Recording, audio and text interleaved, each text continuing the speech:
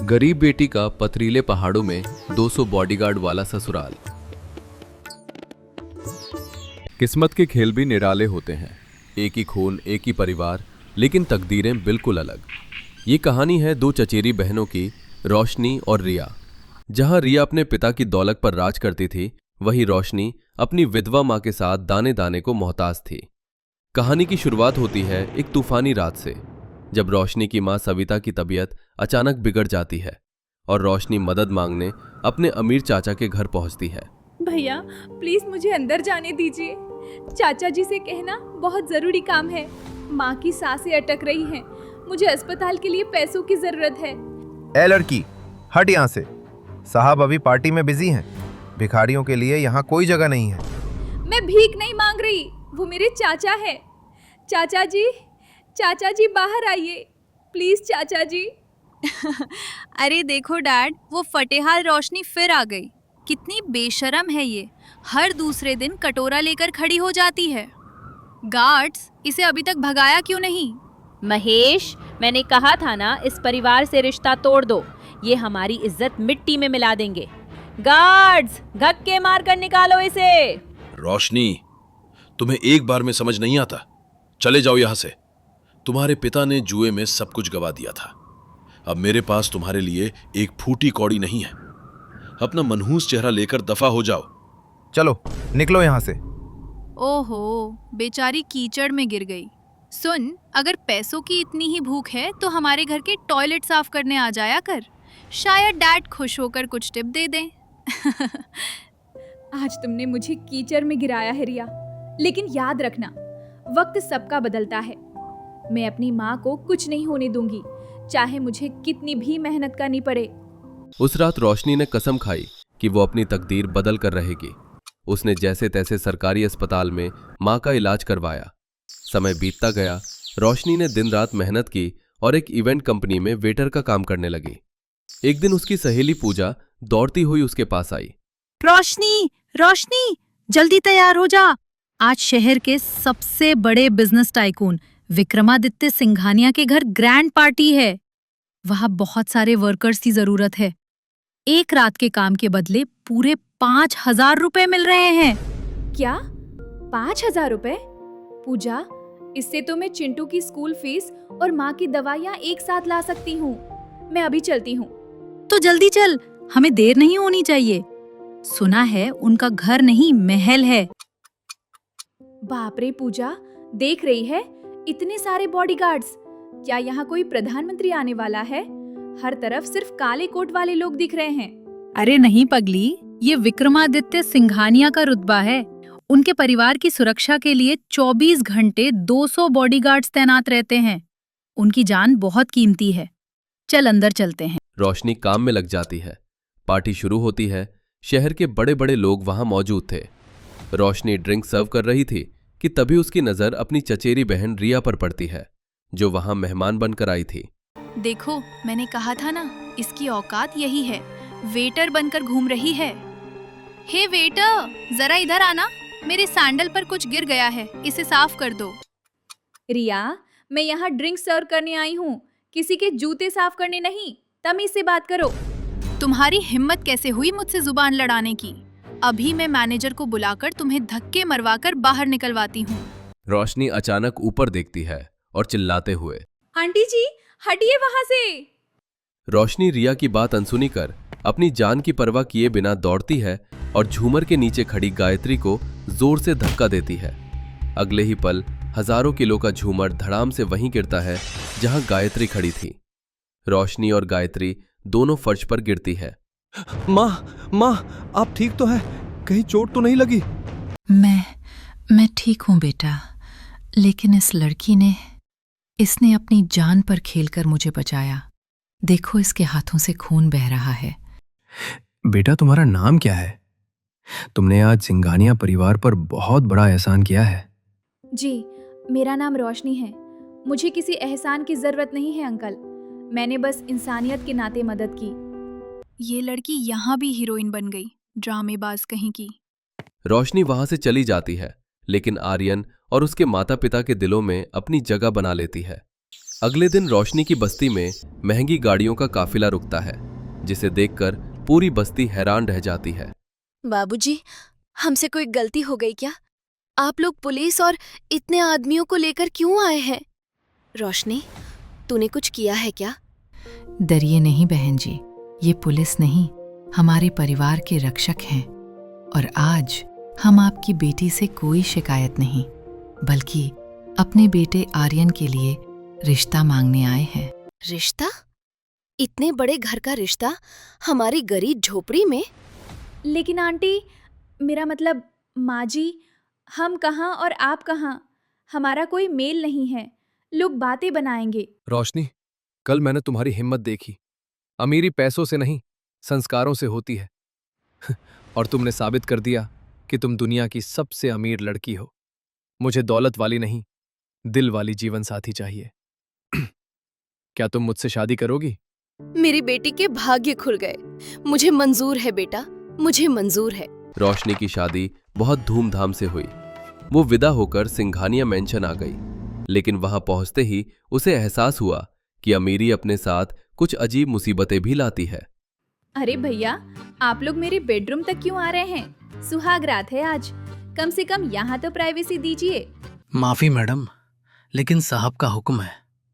छोटे मालिक और आपकी सुरक्षा के लिए हम 24 घंटे साए की तरह आपके दरवाजे पर तैनात रहेंगे। हे भगवान, ये ससुराल है या तिहाड़ जेल? 150 बॉडीगार्ड्स। मैं तो सांस भी लूंगी तो इन्हें पता चल जाएगा। आदत डाल लो रोशनी, अब तुम सिंघानिया परिवार की बहू हो। हमारी सुरक्षा देश के खजाने से भी ज्यादा जरूरी मानी जाती है। अगली सुबह रोशनी जल्दी उठकर किचन में चाय बनाने गई। जैसे ही उसने माचिस जलाई, 4 बॉडीगार्ड्स फायर एक्सटिंग्विशर लेकर दौड़ पड़े। आग आग, मेम साहब पीछे हटिए। बॉडीगार्ड पूरे किचन में सफेद झाग भर देते हैं।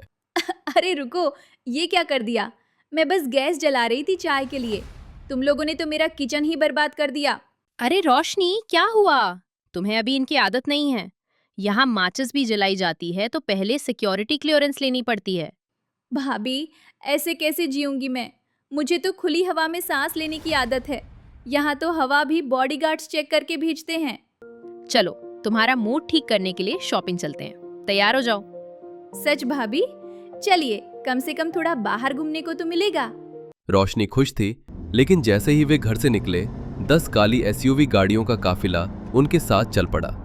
रोशनी खिड़की से बाहर देखकर उदास हो गई। भाभी, हम सिर्फ कुर्ती खरीदने जा रहे हैं, कोई युद्ध लड़ने नहीं।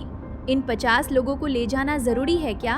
लोग हमें घूर रहे हैं। हम सिंघानिया हैं रोशनी, हमारे दुश्मन बहुत हैं। ये गार्ड्स हमारी मजबूरी भी हैं और ताकत भी। तुम बस शॉपिंग एंजॉय करो। मॉल में पहुंचते ही गार्ड्स ने पूरी दुकान को घेर लिया। तभी रोशनी ने देखा कि मॉल के दरवाजे पर उसकी चाची सुनीता और बहन रिया को गार्ड्स ने रोक रखा है। तुम्हें पता है मैं कौन हूँ? महेश चोपड़ा की बेटी हूँ। मुझे अंदर जाने दो। ये मॉल तुम्हारे बाप का नहीं है। सॉरी मैडम, अभी अंदर सिंघानिया परिवार की बहुएं शॉपिंग कर रही हैं। किसी को जाने की इजाजत नहीं है। पीछे हटिए। शेरा, रुको, इन्हें अंदर आने दो। जी मैम। जाने दो इन्हें।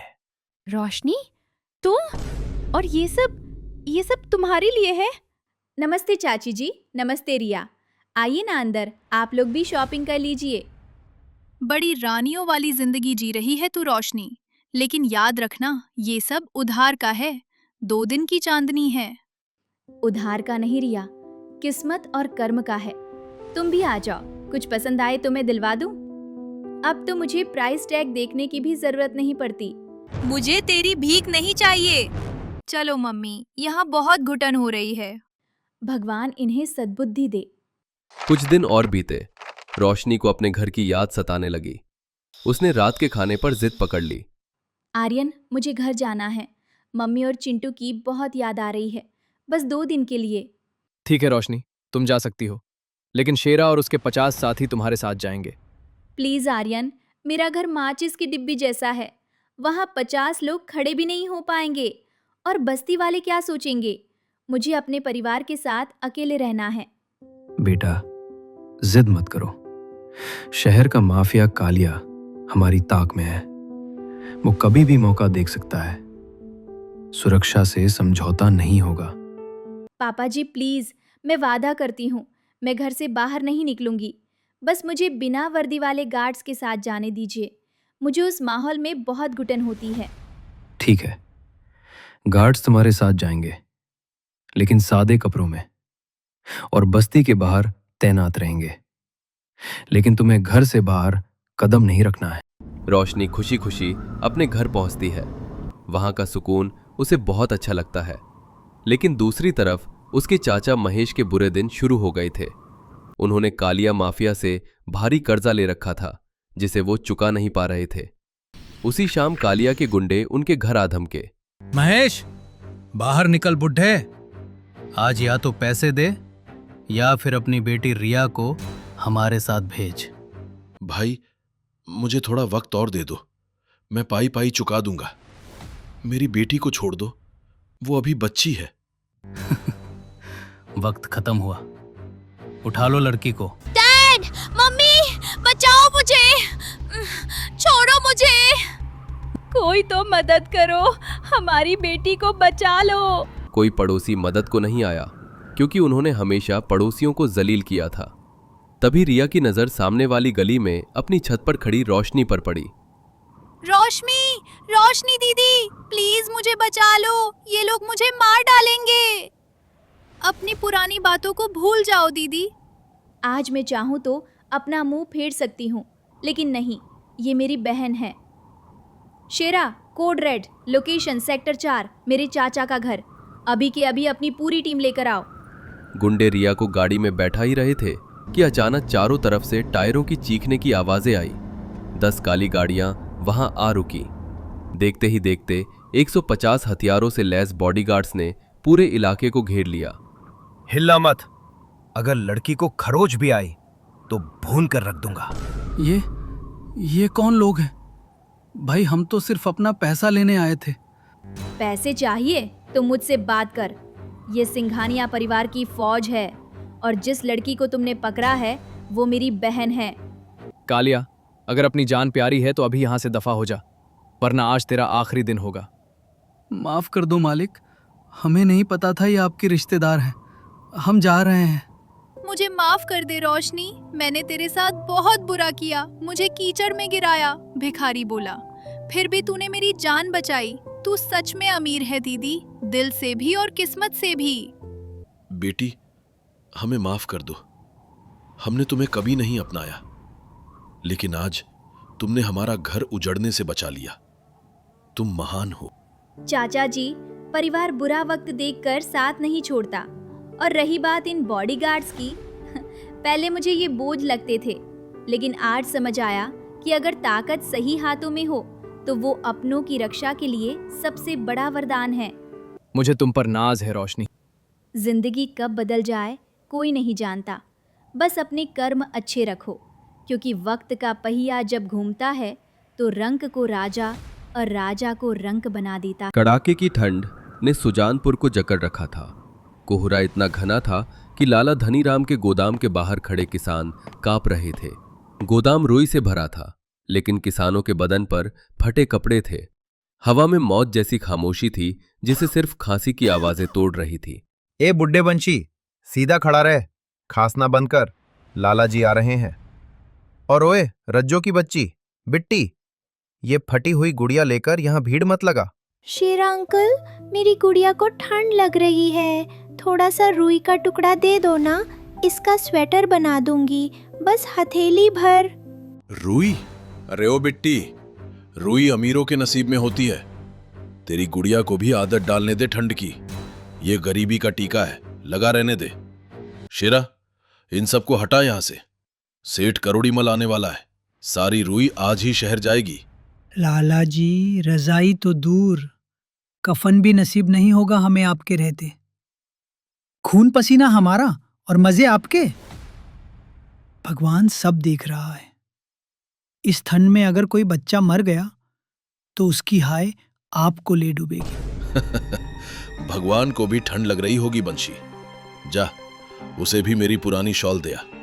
और सुन, अगर कल तक ब्याज नहीं आया तो अपनी झोपड़ी खाली कर देना। चलो, काम पर लगो सब। चल बिट्टी, लाला के दिल में पत्थर है, वहां से रूई नहीं निकलेगी। आंसुओं से पेट नहीं भरता, न ठंड जाती है। अपमानित होकर किसान अपने अपने घरों की ओर मुड़ गए। उसी शाम एक पुरानी जीप गांव में दाखिल हुई, जिसमें से नई नवेली दुल्हन रोशनी उतरी। छत पर मंगला ताई और चंपा उसे ताक रही थी। देख मंगला ताई, आ गई नई बहू। शहर की लगती है, कितनी नाजुक है। यहाँ की बर्फीली हवाओं में तो ये फूल मुरझा जाएगा। अरे कैसी बहू और कैसा स्वागत। यहाँ खुद के लाले पड़े हैं, देखना 2 दिन में भाग जाएगी ये। हमारे नसीब में तो बस ठिठुरना लिखा है। सुहाग रात पर भी दांत किटकिटाएंगे बेचारी के। आओ रोशनी, अंदर आ जाओ। घर थोड़ा कच्चा है और ठंड ज़्यादा है। मैं माफ़ी चाहता हूँ। माफी किस लिए? मैंने तुम्हें सुनहरे सपने दिखाए थे, पर लाया इस बर्फ के नरक में हूँ। मेरे पास तुम्हें देने के लिए एक गर्म शॉल तक नहीं है। घर कच्चा हो तो क्या, दिल पक्के होनी चाहिए। और सूरज जी, बर्फ पिघलती है, बस उसे थोड़ी आँच चाहिए होती है। हम वो आँच मिलकर ढूंढ लेंगे। पर माँ जी कहाँ हैं? वो आंगन में आग के पास है। माँ जी, आप यहाँ बाहर क्यों लेटी हैं? और ये चादर, ये तो बहुत पतली है। बहू, तुम आ गई? अंदर जाओ बेटी, यहाँ ठंड जानलेवा है। तुम अभी नई हो, तुम्हें नज़र लग जाएगी। नज़र ठंड को नहीं लगती माँ जी, इंसान को लगती है। ठंड तो आपको भी लग रही है। हमारे पास रज़ाई क्यों नहीं है? मैंने रास्ते में देखा था, खेतों में तो बहुत रुई थी। पूरा गांव सफ़ेद चादर जैसा लग रहा था।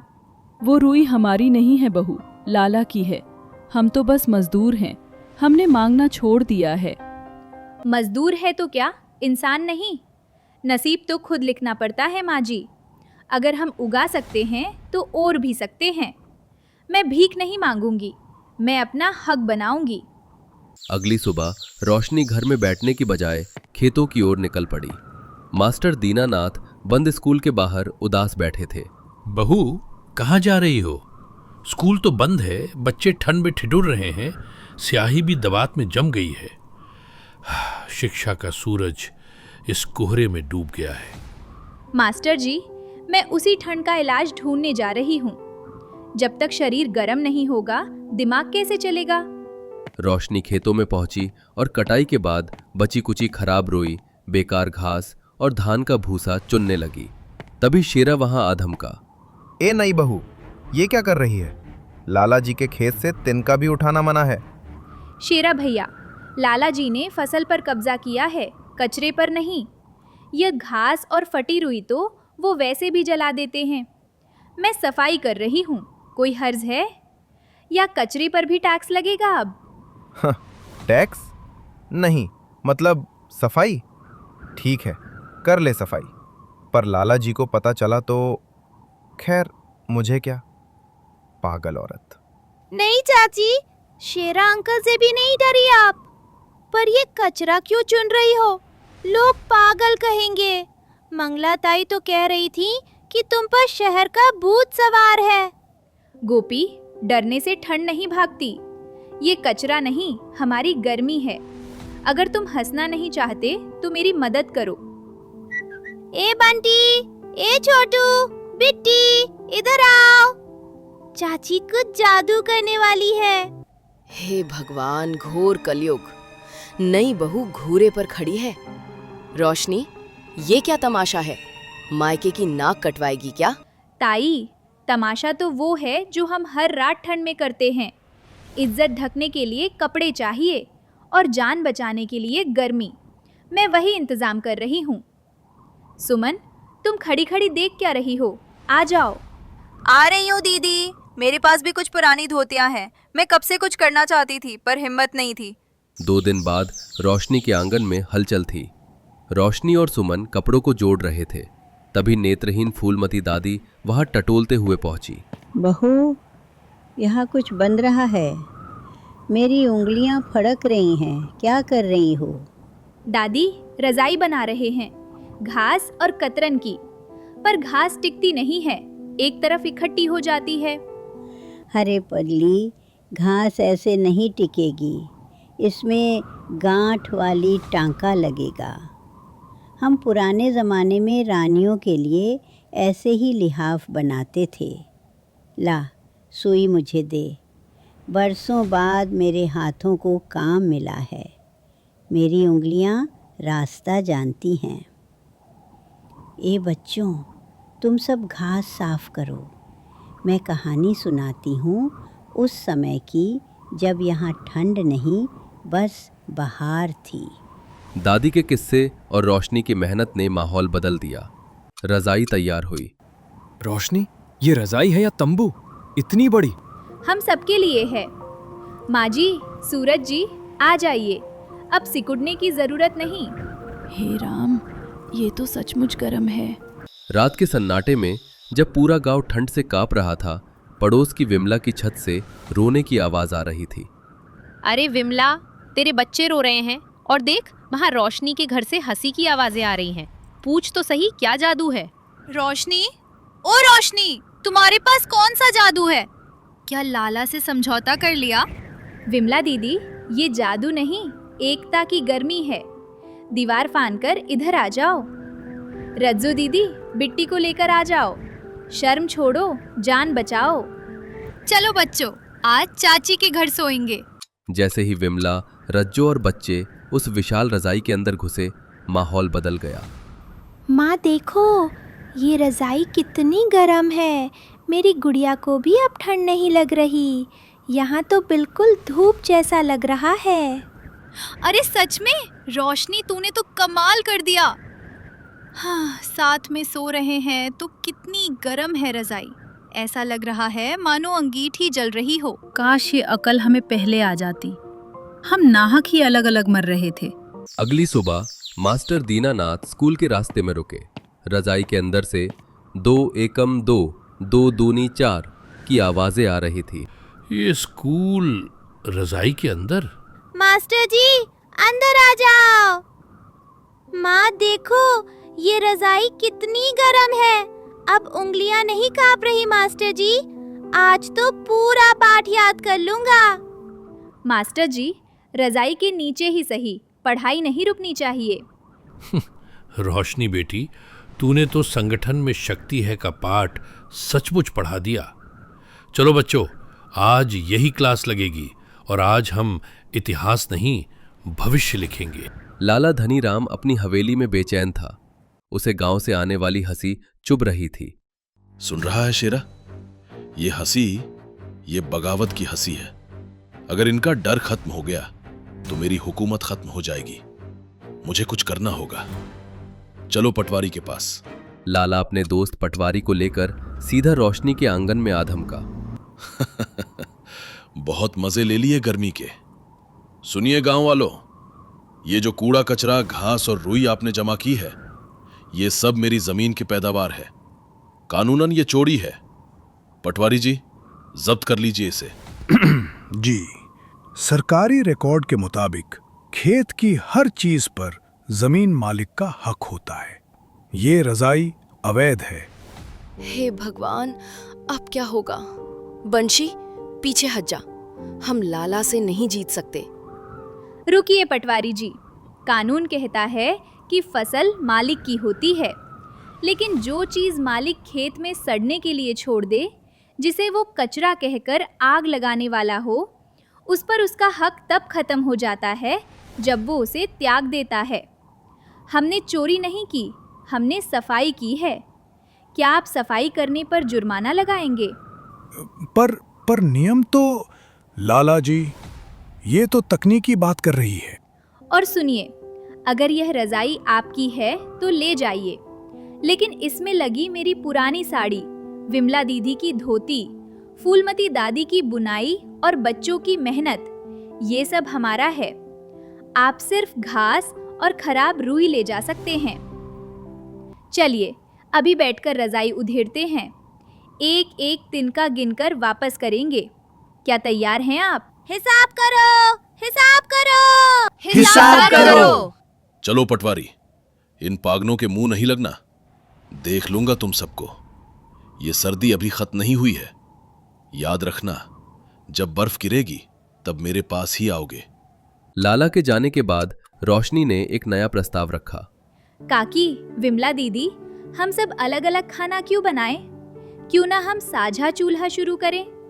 रजाई के बीच में अलाव जलाएंगे, सब वही खाना बनाएंगे, लकड़ियाँ भी बचेंगी। सही कह रही है रोशनी। मेरे पास थोड़ा मक्का है। मेरे पास थोड़ा गुड़ है। तो आज दावत होगी और हम लोहड़ी भी मनाएंगे। लोहड़ी की रात रजाई के चारों ओर अलाव जल रहा था। मंगलाताई ढोलक बजा रही थी। हवा में गुड़ और मक्के की खुशबू थी। लाला ने छत से देखा और हरिया को बुलाया। हरिया, तुझे 50 किलो गेहूं चाहिए ना? जा, उस रोशनी की रजाई से अपना हिस्सा काट कर अलग कर ले। कह देना तुझे उनके साथ नहीं सोना, फूट डालनी है। जी मालिक। 50 किलो गेहूं, मेरे बच्चे भूखे नहीं सोएंगे। हरिया कैंची लेकर रजाई के पास पहुंचा। नाच गाना रुक गया, सन्नाटा छा गया। अरे हरिया, ये कैंची क्यों लाया है? अपनी ही गर्मी को काटेगा? पागल हो गया है क्या? ताई, लाला ने गेहूं दिया है। पेट की आग इस रजाई की गर्मी से बड़ी है। मुझे अलग होना है। हरिया काका, गेहूं तो कुछ दिन में खत्म हो जाएगा, पर ये ठंड 4 महीने रहेगी। लाला गेहूं इसलिए नहीं दे रहा कि उसे आपकी फिक्र है, वो इसलिए दे रहा है क्योंकि उसे हमारी एकता से डर लग रहा है। आज रजाई काटोगे, कल लाला फिर तुम्हें काट देगा। सोच लीजिए, क्या 50 किलो गेहूं के लिए आप अपने भाइयों का साथ छोड़ देंगे? हरिया काका, मत काटो ना, फिर हवा अंदर आ जाएगी और मुझे ठंड लगेगी। नहीं, मैं लाला का गेहूं वापस कराऊंगा। मुझे रजाई की गर्मी चाहिए, अकेलेपन की रोटी नहीं। लाला, रख ले अपना गेहूं। हम भूखे रह लेंगे पर अलग नहीं होंगे। 1 महीने बाद एक भयानक बर्फीला तूफान आया। हवाएं इतनी तेज थीं कि कच्चे घरों की छतें उड़ने लगी। आसमान काला पड़ गया था। रोशनी दीदी, तूफान बहुत तेज है, ये हमारी रजाई उड़ा ले जाएगा। नहीं उड़ा पाएगा। सब लोग रजाई की डोरियों को कस के पकड़ लो, अपनी अपनी छत के कुंडों में फंसा दो। बच्चे बीच में आ जाओ। ये रजाई सिर्फ ओढ़ने के लिए नहीं, हमारी छतों को बांधने के लिए भी है। एक दूसरे का हाथ मत छोड़ना। मेरी गांठें नहीं खुलेंगी, कस के पकड़ो। ये हवा हमारा इम्तिहान ले रही है। भाई वाह, बाहर मौत नाच रही है और हम यहाँ सुरक्षित हैं। ये रजाई तो किले जैसी मजबूत है। माँ देखो, ये रजाई कितनी गर्म है। बाहर बहुत हवा चल रही है, पर यहाँ तो माँ की गोद जैसा लग रहा है। तूफान थमता है। अगली सुबह लाला धनीराम अपनी हवेली की छत पर कांपते हुए आता है। उसकी छत की खपरेल उड़ चुकी है। वो ठिठुर रहा है। शेरा, ये क्या है? मेरा महल हिल गया और इन फकीरों की रजाई नहीं हिली। ये सब काम पर क्यों नहीं आए? और ये रंग बिरंगा समुद्र क्या है? जा, आग लगा दे इसे। माफ करना मालिक। क्या बड़बड़ा रहा है? आग लगा। नहीं लगा सकता मालिक। कल रात जब आपकी हवेली की छत हिल रही थी, मुझे ठंड लग रही थी, तो मैं भी चुपके से जाकर उसी रजाई के कोने में घुस गया था। क्या? तू भी? गद्दार, तूने मेरा नमक खाया है। गद्दार नहीं मालिक, इंसान हूं। नमक से ठंड नहीं जाती। वहां अंदर सुकून है। नफरत की आग से वो रजाई की गर्मी ज्यादा अच्छी है। आप भी एक बार आकर देखिए। लाला गुस्से और शर्मिंदगी में नीचे आया और रजाई खींचने लगा, लेकिन रजाई हिली तक नहीं। अंदर से गोपी और बिट्टी ने लाला के पैर पकड़ लिए। लाला अंकल, आप भी आ जाओ, बाहर बहुत ठंड है, हम थोड़ा खिसक जाएंगे। देखिए, यहाँ जगह है। तू मुझे बुला रही है? मैंने तुझे भगाया था। मैंने तुझे रुई नहीं दी थी। रजाई में सबको जगह मिलती है अंकल, आ जाओ। रोशनी दीदी कहती है, ठंड बुरे आदमी को भी लगती है। लाला की आंखों से आंसू बह निकले। उसका अहंकार उस एक पल में पिघल गया। तभी शहर से विक्रम वहां कैमरा लेकर पहुंचा। अद्भुत दोस्तों, ये 500 बीघा की रजाई नहीं, ये 500 दिलों की धड़कन है। मैंने ऐसा नजारा दुनिया में कहीं नहीं देखा। 1 साल बाद लाला धनीराम रोशनी के घर के बाहर खड़ा था। वो बदल चुका था। चेहरे पर अब क्रूरता नहीं, शांति थी। रोशनी बेटी, गांव वालों से कहो मेरे खेत में काम कर ले। मैं अब वो लाला नहीं रहा। मैंने गोदाम खोल दिए हैं, जो चाहिए ले लो। लाला जी, अब हम रुई उगाते भी हैं और ओढ़ते भी हैं, और जो बचती है उससे दूसरों को गर्मी बांटते हैं। ताई रुकिए। लाला जी, ये रज़ाई ले जाइए। शायद इसकी गर्मी आपके दिल की बची कुची बर्फ भी पिघला दे। इसमें हम सबकी माफ़ी सिली हुई है। और हाँ, कल साझा चूल्हे पर खाना खाने आइएगा। शुक्रिया बेटी, आज मुझे असली दौलत मिल गई। मैं जरूर आऊंगा। रोशनी दीदी, देखो आसमान भी हमारी रज़ाई जैसा लग रहा है। तारे इसके बटन जैसे हैं। हाँ बिट्टी, क्योंकि आज हमने ज़मीन पर आसमान उतार लिया है। जब तक हम जुड़े हैं, सुजानपुर में कभी ठंड नहीं आएगी, न मौसम की न दिल की।